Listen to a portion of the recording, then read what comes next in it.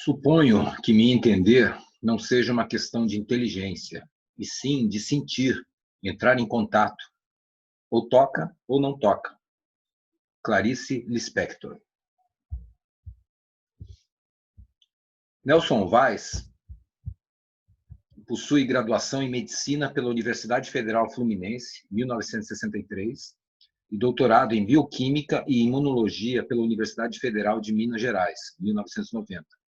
Membro titular da Academia Brasileira de Ciências, sócio fundador da Sociedade Brasileira Imunologia e membro honorário da Sociedade Portuguesa de Imunologia.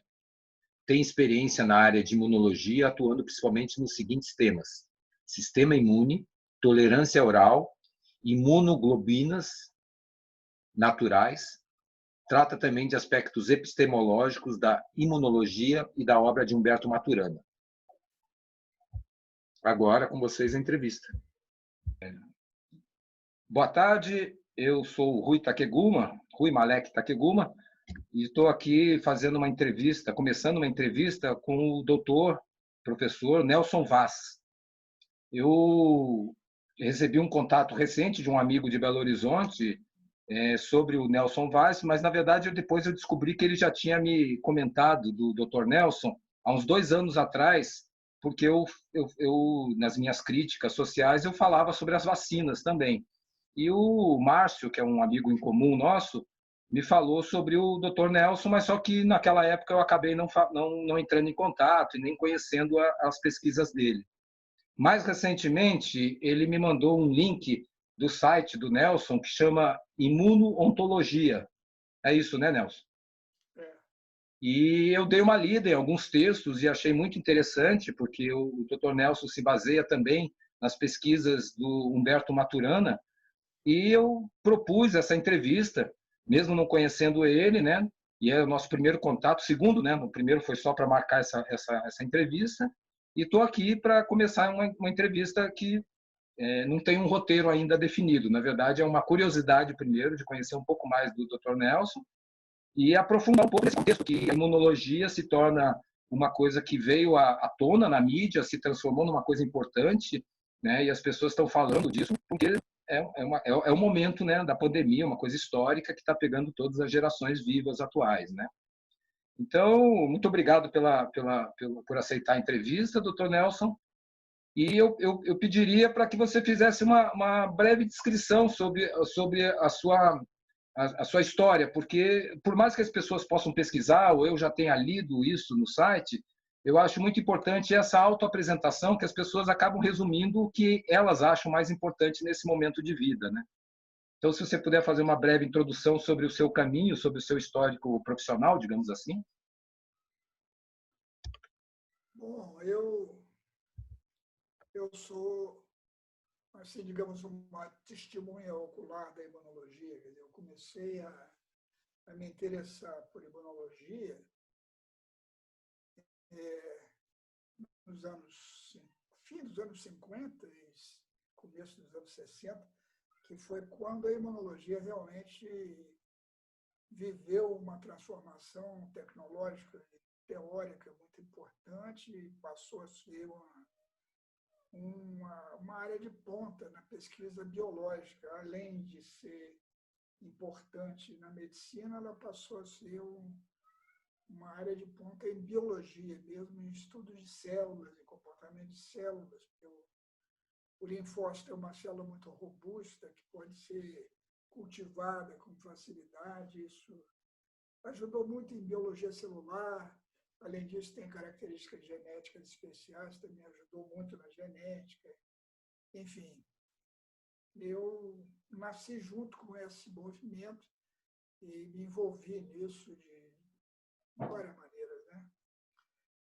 Depois, digamos, eu tive um período, digamos, de imunologista de carteirinha, de funcionar como todos os imunologistas durante os primeiros, digamos, 15 anos da minha carreira.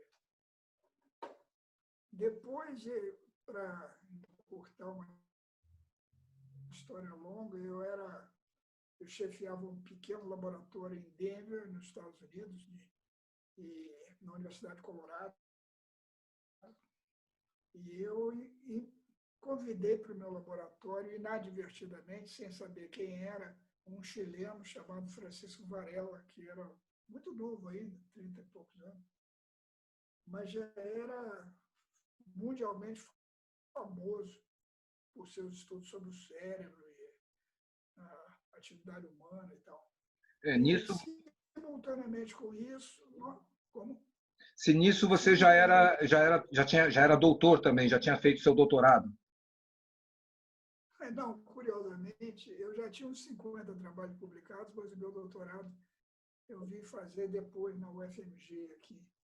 Eu vivi uma carreira muito pouco ortodoxa, né?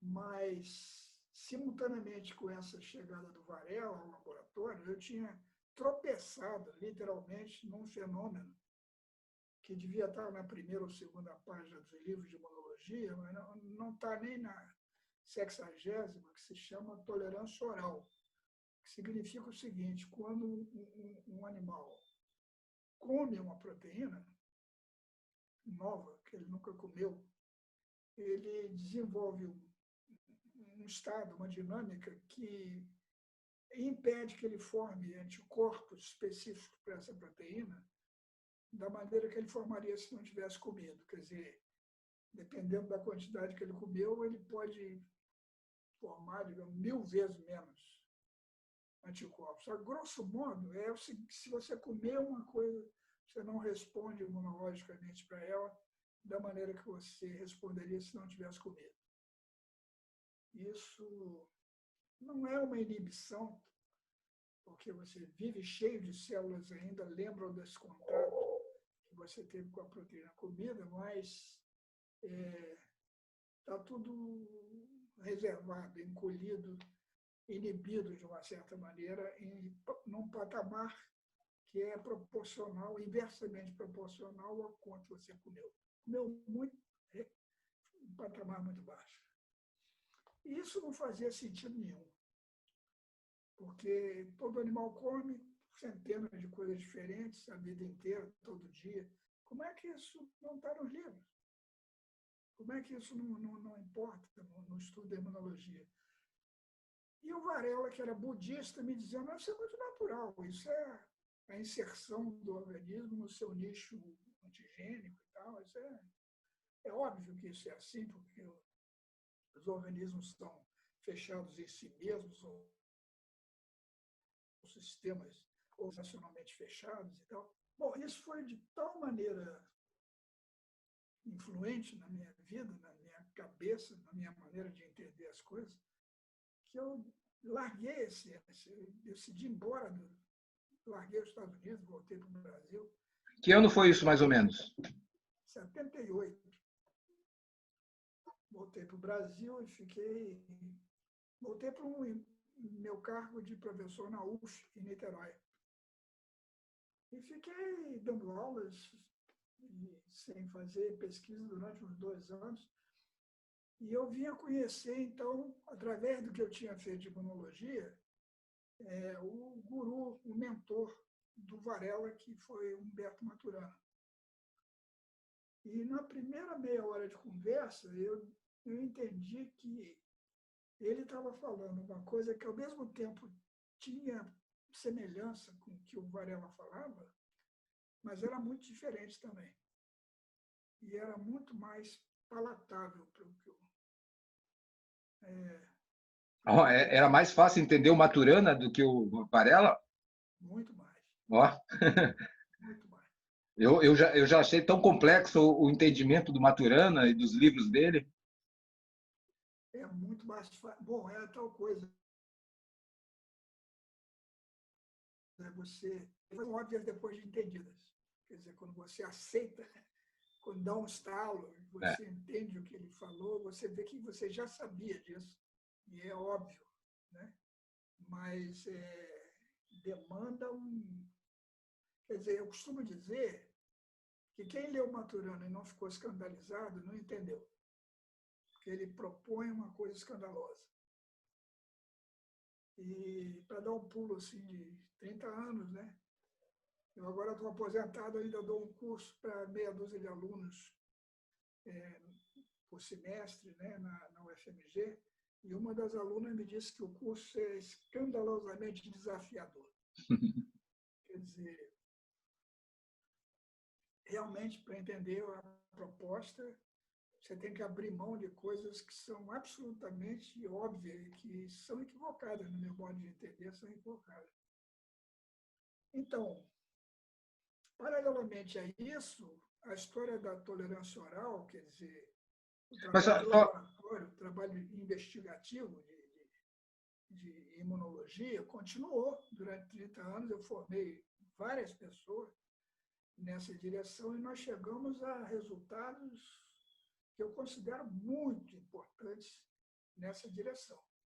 Mas só um parênteses. Essa questão da tolerância oral, como eu quase não entendo muito sobre isso, é uma questão que já havia na medicina, na imunologia, e você descobriu e aprendeu sobre isso, e era pouco conhecido, ou fez parte das suas descobertas esse mecanismo? É curioso, porque a história da imunologia, assim como a história de qualquer coisa, é a história dos vencedores, né? A história das pessoas que não fizeram sucesso na época é gradualmente apagada, assim como uma estrada lateral lá. A tolerância oral foi caracterizada pela primeira vez no laboratório em 1909. Quer dizer, é um fenômeno bastante antigo, está publicado com todos os Fs e Rs, mas ela ficou esquecida, ficou guardada na gaveta das coisas curiosas e estranhas e não exploradas. Quando eu tropecei nesse fenômeno, que foi em 77, 78, vários outros laboratórios na Europa e nos Estados Unidos estavam tropeçando também, sem ligação um com o outro. Quer dizer, foi uma coisa que brotou nessa época, mas como nesse período a tecnologia imunológica já era muito mais poderosa, aí pôde-se explorar esse fenômeno melhor, né? E apareceu muita coisa. Tem centenas e centenas de trabalhos sobre esse tema de lá para cá. Mas o que nós fizemos, em particular, na UFMG, eu acho que é muito importante. E eu acho que vai ser desenvolvido ainda mais no futuro, quando isso for descoberto pela comunidade imunológica. Quer dizer, a comunidade imunológica está longe de saber o que é Maturana, o que pensa nisso e tal, e parece que a imunologia teórica é uma coisa assim para discutir na hora do cafezinho, no jantar e tal. Não é uma coisa que legitimamente faça parte do discurso científico, né? Não precisava ser assim, porque a física teórica, por exemplo, é uma especialidade conhecida, tem seu departamento, tem seus professores. Agora, a biologia teórica também, né?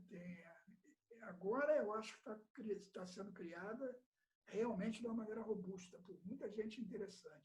Mas nós havíamos atrasados aí, meio século, um século da física, né? A biologia, atualmente, no rol das ciências, em geral, tem uma posição de grande destaque, né? E eu, ao mesmo tempo, me tornei um professor de imunologia, né, que dá aula, que faz pesquisa em imunologia, e enveredei por essa história de aplicar as ideias de Maturana ao que eu faço, ao que eu penso e ao que eu ensino. Eu acho que a Maturana vai influenciar muito todas as ciências, mas aí, como é lento o mecanismo acadêmico, eu acho que daqui a 50 anos, pelo menos, que vai começar a ser absorvido por esse academicismo, né? Eu tenho um viés um pouco crítico ao academicismo, né? Apesar de, lógico, não ser como esse movimento anti-ciência atual, né? Se isso não vencer, né? Isso tem um apelo muito grande também, né? Sim. Mas eu queria, assim, entrar um pouco nessa questão do momento atual, né, da pandemia, para a gente poder atingir um público assim de pessoas leigas mesmo nesse assunto. porque a maior parte das pessoas, né, está impactada, né, digamos, o senso comum, a pessoa mais comum, que não seja especialista, ou não tenha um conhecimento médico, está todo mundo impactado por essa questão do vírus. Né? Uma coisa que, lógico, quem tem informações da área, ou mesmo quem acompanha a política mundial, sabe que isso daí já é uma coisa até prevista. Né? Nesse momento, por exemplo, eu estou fazendo essa entrevista porque eu já tenho um costume de fazer algumas entrevistas aqui onde eu moro, que é uma região de campo, de turismo, que chama Visconde de Mauá, não sei se você conhece, mas é uma região muito turística, né? Eu acabei fazendo um trabalho assim de marketing do turismo para os turistas, mostrando as belezas da região. Então eu falo de coisas diversas, né? E como é uma coisa que me interessa, as pessoas que mais me influenciaram na minha vida foram médicos, né? Eu trabalhei muito tempo com médicos e médicos alternativos sempre influenciaram o meu viver, né? E curiosamente também descobri que você é médico também na formação, né? Depois se tornou doutor, especialista nessas áreas. Mas então sobre essa questão do Covid-19, da doença Covid-19, né, pelo vírus SARS-CoV-2, eu vejo que a gente está aprendendo muita coisa. Eu acho que faz parte da própria ciência esse aprendizado permanente, mas você deve estar se dedicando muito a esse estudo nesse momento, né, dessa situação do vírus, né? Eu não sei se você chegou a ver um vídeo de uma palestra que eu fiz recentemente na UFRJ. Vi. Né? Tem uma historiadora de ciência americana, chamada Laura Snyder, que é especialista aí na era vitoriana. Ela diz que quando as lentes possibilitaram a invenção do microscópio e do telescópio, o que mudou não foi a nossa possibilidade de ver coisas pequenininhas ou muito longe, não. Foi a realidade.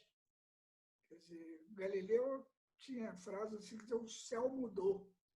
Quer dizer, é claro que a igreja não pode deixar uma pessoa influente com um telescópio na mão avisar que o céu mudou, porque é uma coisa muito grave, né?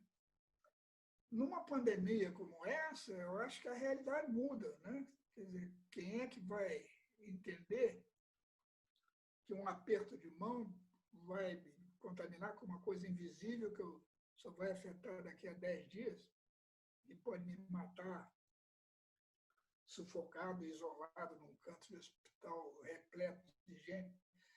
É muito surreal isso tudo, né? Então é compreensível que exista uma aura de realidade nessas coisas. Agora, do ponto de vista científico, isso é absolutamente previsível, porque a coisa mais espetacular que a espécie humana criou no planeta é a sua própria reprodução. Né? Sim. Quer dizer, o Dennis Noble, que é um dos estudiosos desses vírus silvestres, quer dizer, vírus que vivem em animais silvestres, ele fala o seguinte: a humanidade levou 400 mil anos para atingir o primeiro bilhão de habitantes. Depois fez quase 7 bilhões em 100 anos. Quer dizer, é inconcebível o que aconteceu conosco. Quer dizer, quem viralizou mesmo foi a humanidade. Quer dizer, a humanidade deu um pulo gigantesco. E começou a invadir todos os nichos ecológicos da terra e do mar, e para todo lado. Nós já afetamos o planeta de uma maneira muito dificilmente reversível, né? Como a atmosfera, mesmo que a gente pare todo o desastre que ele está fazendo agora, para isso voltar a níveis anteriores, é um problema de séculos, né? A brisa do mar atualmente contém microplásticos, quer dizer, que estão em concentração igual no Oceano da Antártica e no Atlântico Norte. Quer dizer, nós poluímos inteiramente o oceano com plásticos. Né? Eu tô aqui numa região alta, né, que é a Serra da Mantiqueira, E existem estudos mostrando que aqui a chuva já recebe agrotóxico né, do agronegócio que se espalhou pelo Brasil, né? Então já tem contaminação na própria chuva que cai aqui na Mantiqueira, que é a água que vai para Rio, São Paulo, né, que abastece as grandes cidades. Pois é, e o nosso entendimento dos vírus mudou muito nos últimos 50 anos, né? Quer dizer, a gente tem uma grande porcentagem do nosso genoma que tem origem viral. Quer dizer, a placenta humana, por exemplo, depende de uma proteína chamada sincitina, que é importante na criação da placenta, que é codificada por um gene que certamente vem de um vírus, de um retrovírus. Quer dizer, os vírus são parte da nossa estrutura na história da biologia, na longa história da biologia, né? E os animais, além de você ter vírus incorporados no genoma, que já são seu gene, né? Você tem vírus independente de você, vivendo em você em grande quantidade e em grande variedade. Vírus e bactérias, né? É, Inclusive com outros DNAs, né? e fungos e protozoários, quer dizer, nós somos mais como condomínios do que como indivíduos, né? Agora, alguns animais, particularmente morcegos, por características biológicas mesmo, eles são particularmente adequados a manter vírus em quantidade, né? E durante a SARS, que foi uma outra epidemia na China, não, uns 8 anos atrás, Com menos alcance, né? Procuraram vírus no solo de uma caverna lá cheia de morcegos e acharam 50 variedades de coronavírus, sendo que um era 96% idêntico ao vírus que estava implicado na SARS. Quer dizer, é uma coisa probabilística, depende de uma quantidade enorme de seres humanos e uma quantidade enorme de vírus, né, nos animais em geral, e o que é espantoso, quer dizer, o que realmente merece uma preocupação muito grande por parte dos cientistas, é porque esse vírus em particular, você tem 800, o cálculo é que você tem 800 mil vírus capazes de transbordar para a espécie humana. Mas por que enguiça com esse vírus?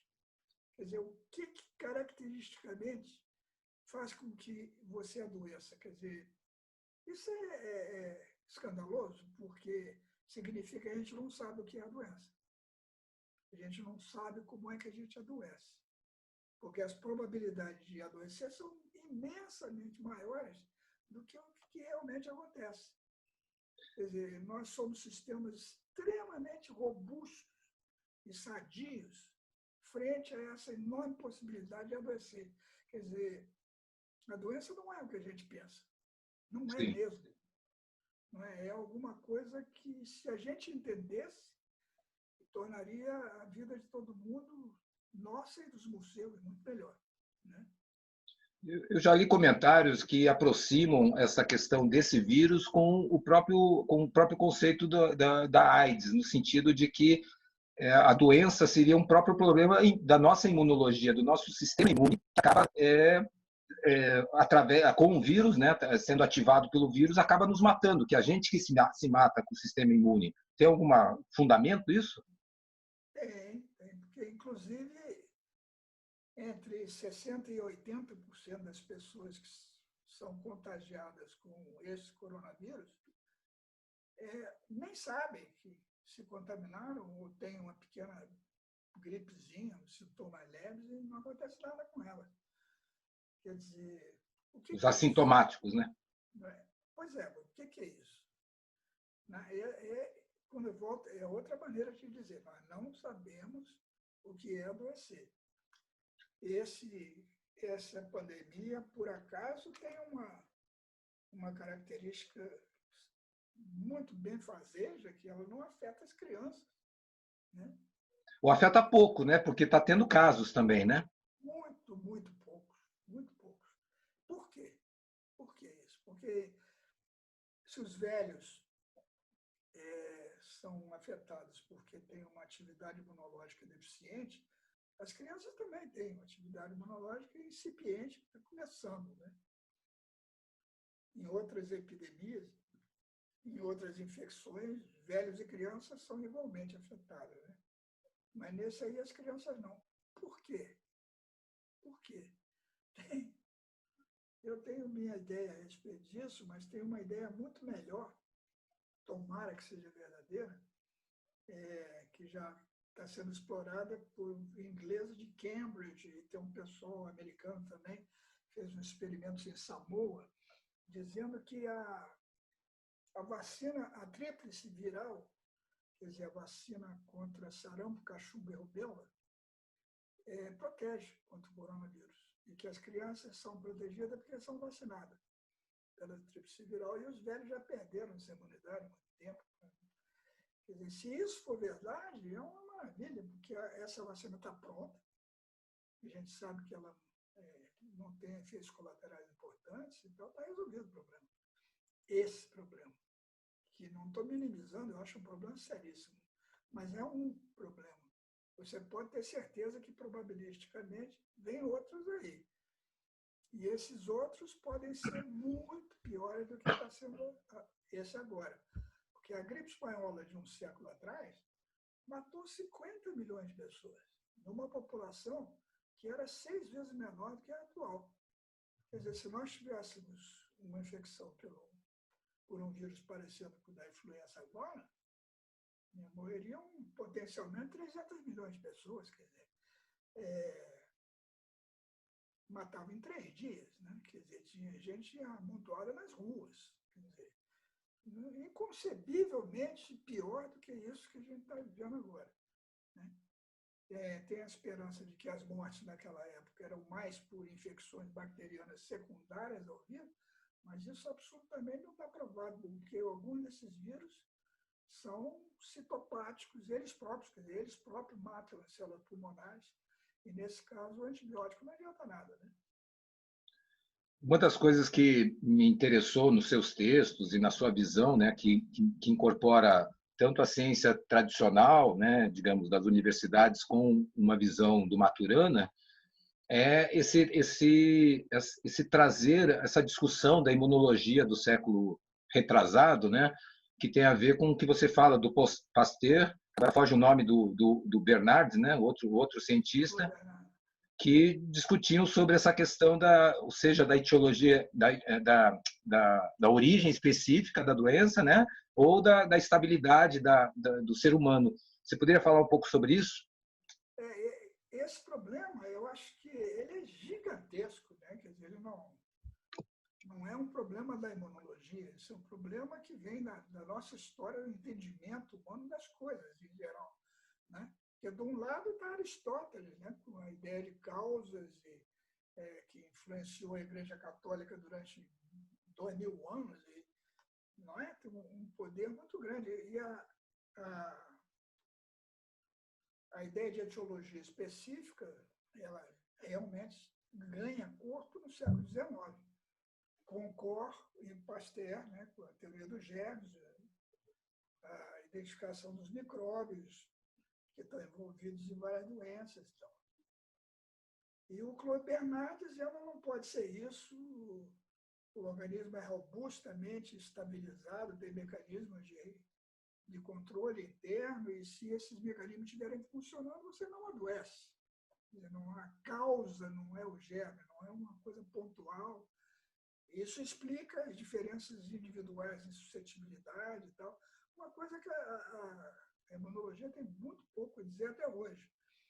Não é genético, quer dizer, o número de genes envolvidos na proteção é praticamente todos os genes ativados que você tem no corpo importam na suscetibilidade, quer dizer, você não pode apontar esse tipo genético é mais suscetível, não existe isso, a não ser em casos muito excepcionais, né? Então, nós estamos lidando com uma disputa entre ideias fundadoras, assim, né? Uma muito antiga, né, que está na medicina hipocrática, na medicina chinesa, né, no nosso entendimento da harmonia do viver, uma coisa romântica no sentido histórico, né? E o outro lado, você diz, não, é um micróbio, uma causa específica. Você colide com o micróbio, fica doente, né? E o que a gente tem que fazer? Tem que matar esse micróbio, tem que arranjar alguma coisa que acabe com ele. Ou ficar longe dele, ou não encostar em outro ser humano para não pegar ele, coisa desse tipo, né? Sem as complicações muito maiores de entender a harmonia do viver, o equilíbrio da natureza, dos seres vivos, que é um outro problema, né? Eu tenho essa simpatia por esse debate, porque a minha história pessoal está muito ligada aos estudos de William Reich, né? Não sei o quanto você conhece desse pesquisador, que foi um dissidente de Freud, e ele falava de energia corporal, numa época que não se acreditava nisso, tanto que ele morreu na cadeia por dizer que existia energia, que numa época que a ciência nem conhecia essa energia, que hoje é chamada de mil nomes, né? Chegamos hoje no limite de, com essa física quântica, as pessoas acharem que tudo é energia também, né? Queriam até não ver o lado sólido da matéria, porque ficam nessas especulações meio quânticas demais. Então, eu tenho uma atração por essa visão da autorregulação organísmica, né? Da capacidade do organismo ter essa harmonia interna, digamos assim. Agora, pelo que eu entendi das suas pesquisas, da própria imunoontologia, seria uma forma de juntar esses dois caminhos também, não é? Não é? Seria resgatar essa harmonia do equilíbrio interno, mas sem descartar a validade de alguns elementos, não digo tudo, mas dessa visão pasteuriana, digamos assim, não seria isso? Mas é um fio de navalha, né? Um É. negócio que tem que andar com muito cuidado. Que, por exemplo, eu tenho muito medo de comentar publicamente qualquer coisa sobre vacinas, porque pode parecer que eu sou favorável ao movimento antivacinal. Eu não sou absolutamente favorável ao movimento desse tipo. E tem todo um lado anti-intelectual, anti-ciência, que tem toda essa hora de respeitar o misticismo e a natureza do corpo, né, os princípios naturais e tal, quer dizer, do qual a gente tem que tomar cuidado para não se ver envolvido nisso, né? Quer dizer, Mas eu trabalho como um cientista experimental. Eu não tinha uma predileção especial por história e filosofia da ciência. Eu tropecei num fenômeno na bancada do laboratório, mexendo com camundongo, que não tinha explicação na teoria vigente. Pelo contrário, é uma negação da teoria vigente. E eu tive que diabo é isso? Ao mesmo tempo, eu tinha abrigado no meu laboratório, sem saber, uma pessoa extremamente importante na epistemologia, né? O Francisco Varela. Então, eu fui definitivamente tirado de órbita. Eu era um cientista conceituado, né? Trabalhando dentro das regras do jogo, né? O Maturana, quando deu o estalo de pensar na biologia do conhecer, ele passou a ser chamado louco Maturana, quer dizer, ele nunca mais publicou um artigo numa revista científica. E adotou uma atitude que é extremamente criticável por muita gente, de não citar mais ninguém. Você pega os trabalhos dele e não cita ninguém. Não tem referências bibliográficas, os próprios trabalhos. E chega ao ponto de botar em alguns trabalhos um glossário do que ele diz, porque ele está dando outros significados a termos que são comuns na linguagem, como o amor, por exemplo. Sim. Né? Então, eu não fiz isso. Eu continuei a trabalhar com camundongos, né? E não tive o prestígio que me fizesse ser tão violentamente atacado como ele foi, né? E, enfim, estamos aí. Mas o que eu acompanho é justamente isso. É como os cientistas, dentro da sua ciência, digamos, séria, né, oficial, acabam se descobrindo coisas que não estão dentro da ciência oficial, ou ciência, digamos, porque eu entendo esse fio da navalha, porque eu também vivo isso a minha vida toda, praticamente, nesse fio da navalha. Porque, de um lado, até contextualizando politicamente, né, no Brasil, existe esse movimento que é perigosíssimo, da antivacina, ligado a um movimento meio fascistoide, né, uma ligação anti-ciência, digamos assim. Mas, do outro lado, também, eu vejo pessoas que se utilizam da ciência de uma forma extremamente, quase que religiosa, porque identificam a ciência como uma verdade absoluta e não entende que a ciência é praticamente pesquisa, a ciência é dúvida permanente, né? Uma coisa é o método científico, outra coisa é a ciência que acaba sendo incorporada por instituições e como o capitalismo também deforma essas instituições a favor, né, do seu caminho, né?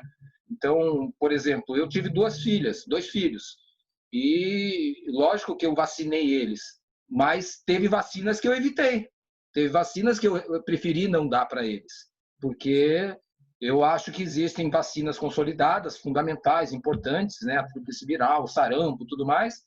Agora, existe uma tendência, hoje em dia, de vacinação, que politicamente tem a ver com uma facilidade de que você pode aprovar a vacina muito mais facilmente do que aprovar um remédio, por exemplo. Porque a coisa do controle para a produção de vacinas, isso pelo que eu ouço falar, né? Eu não sou um estudioso da área, mas existem vacinas que são, digamos, perigosas até. Não sei daí se você gostaria de falar sobre isso. Eu preferia não falar, porque algumas vacinas são muito valiosas, né? Sim. Quanto ao papiloma, por exemplo, o vírus do papiloma, é uma coisa que importa no câncer de útero, né? Como prevenção de câncer de útero, câncer de pênis também, mas é extremamente importante.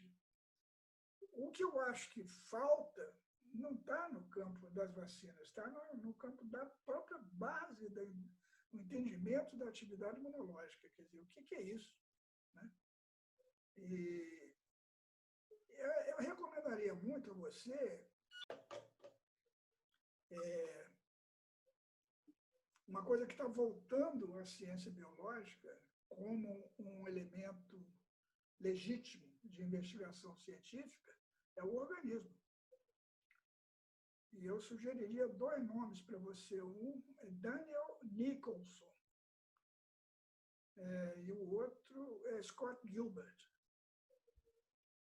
De uma certa maneira, eles são assim descendentes longínquos dessa ideia do Claude Bernard, do meio termo e tal, né? Mas é gente extremamente competente. Tem um núcleo na Universidade de Exeter, na Inglaterra, que eu acho que é poderosíssimo nessa direção, porque, quer dizer, na história da ciência, da biologia, você tem, digamos, duas correntes que você podia chamar de materialismo, né? A ideia de que tudo se explica físico-quimicamente, né? Tudo tem uma explicação físico-química. E depois as pessoas encantadas com embriologia, por exemplo, vendo o desenvolvimento de ouriço do mar e coisas dessa ordem, dizendo não pode ser só isso, isso é milagroso, tem alguma coisa a mais, né? Que é a corrente chamada vitalismo, ou que tem um elan vital, tem alguma coisa transcendente envolvida na organização biológica.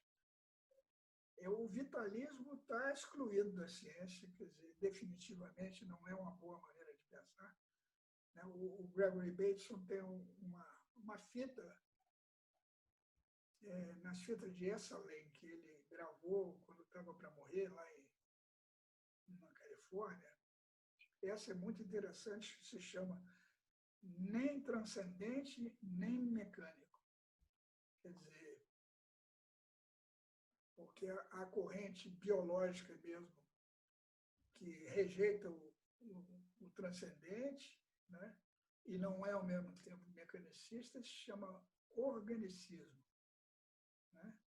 E essas duas pessoas, o Nicholson e o Gilbert, são importantes em esclarecer o que é isso.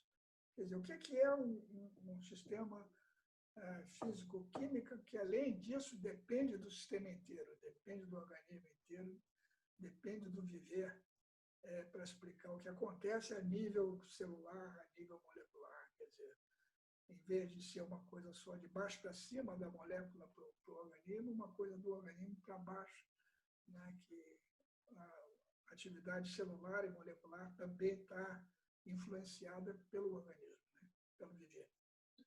Mas esses dois autores que você cita, por exemplo, daí eles não participam dessa linhagem que pesquisa vacinas, por exemplo, né? Porque eles vivem um outro paradigma, né? Mas o que eu estou dizendo é Mas, que eles mas a minha têm pergunta é, por exemplo, como eles se colocam em relação ao Covid, por exemplo, a doença? não sei. Não tem nada atual assim. Não, é tudo muito recente, né? Sim, sim. Não sei de nada deles, eu não tenho um contato pessoal com eles. Tenho com uma pessoa lá em Exeter, mas não com essas pessoas. Porque pode ser que sejam até censuradas pela grande mídia essas visões alternativas hoje em dia, né? Não acredito. Não? Não. Porque estão dentro de instituições mesmo. Eu acho que quer dizer, o reducionismo, a história de explicar as coisas em termos moleculares, é poderosíssimo. Não precisa ter medo de nada, porque não, mesmo uma centena de pessoas falando coisas muito lógicas e claras não vão afetar o reducionismo. A maneira de entender. E o empresariado está todo ligado às indústrias, às coisas que favorecem. E isso é uma tecidura mesmo da indústria, né? Biológica e médico-biológica. Né? Quer dizer, isso não vai mudar tão cedo, não tem como mudar. É porque uma das coisas que eu acho que diferencia o seu pensar, ou esse pensar da imuno-ontologia, está ligada a essa visão de que, por exemplo, digamos, pegar um exemplo, uma pessoa que não tem nenhum conhecimento da área médica, não tem nenhum conhecimento dessas informações da imunologia, né? Um povão, digamos. Essas pessoas elas são influenciadas basicamente pela mídia, pela informação que chega através, seja hoje em dia do WhatsApp, né, dessas coisas meio fake news, ou das coisas que vêm através de órgãos de imprensa mais respaldados, que buscam as universidades e tudo mais. Mas quando se busca essas informações, eles estão dentro desse paradigma pasteriano, digamos assim.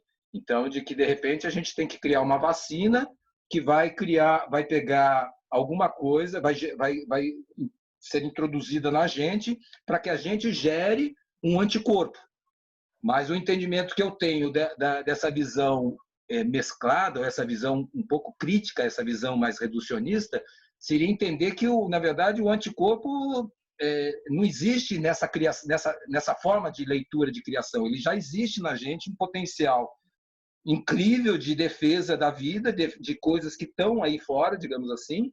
Então, a gente já tem as nossas defesas, digamos assim, mas elas não existem para se defender de coisas externas, elas existem para manter a nossa harmonia, elas existem para a própria existência do nosso viver. Então, essas pessoas que, por exemplo, são os assintomáticos, ou as pessoas que não pegam a doença ao entrar em contato com o vírus, é que ela já tem uma regulação interna que, de uma certa forma, digamos assim, estão tentando duplicar, digamos, com as vacinas, esse mecanismo de defesa que já é natural em algumas pessoas.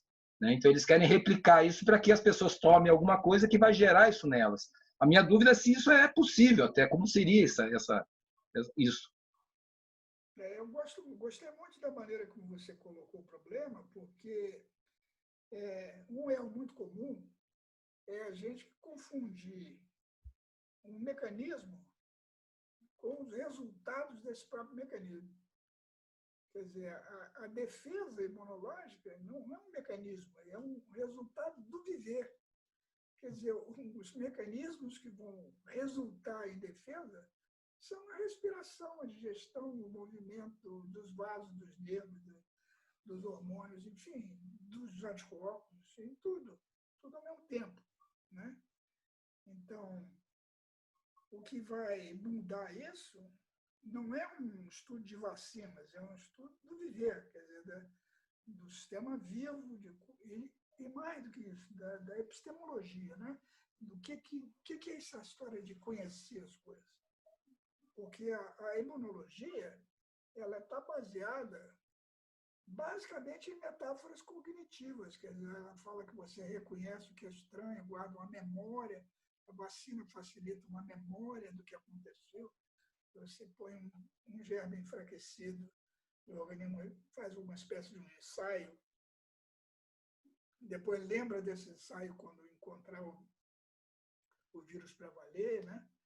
Na rua, então tem que ter uma memória nesse intervalo, qual é a base celular e molecular dessa memória e tal. Essas metáforas têm que mudar. Quer dizer, uma estratégia que eu segui naquele vídeo da UFRJ foi me fazer uma lista de palavras que eu não quero usar. Quer dizer, como é que eu vou falar de imunologia sem falar dessas palavras?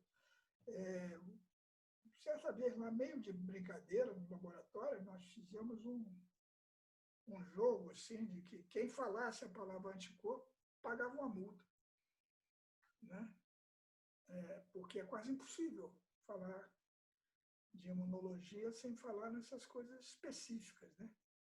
Só que a especificidade é uma especificidade observacional, quer dizer, é o observador que aponta uma coisa, como se essa coisa que é apontada já tivesse a direcionalidade que ele está interessado nela. Sim, sim.